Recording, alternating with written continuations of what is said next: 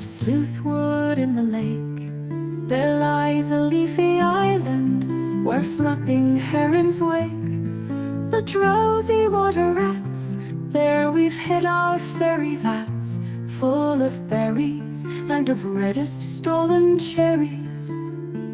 Come away, O human child, to the waters and the wild, with a fairy hand in hand, for the world's more full of weeping than you can understand. Where the wave of moonlight glosses the dim grey sands with light, far off by furthest rosses we foot it all the night, weaving olden dances, mingling hands and mingling glances, till the moon has taken flight. To and fro we leap and chase the frothy bubbles, while the world is full of troubles and is anxious in its sleep. Come away, a human child, to the waters and the wild, with a fairy hand in hand, for the world's more full of weeping than you can understand.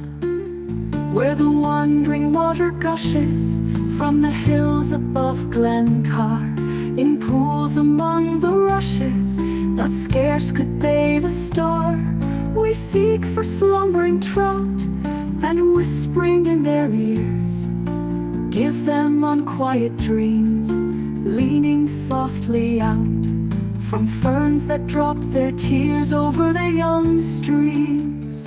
Come away, a human child, to the waters and the wild, with a fairy hand in hand, for the world's more full of weeping than you can understand.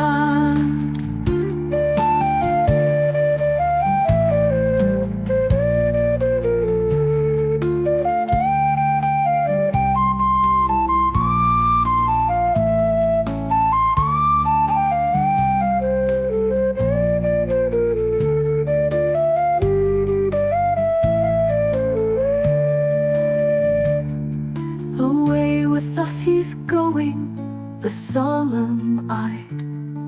He'll hear no more the lowing of the calves on a warm hillside, or the kettle on the hob sing peace into his breast, or see the brown mice bob round and round the oatmeal chest.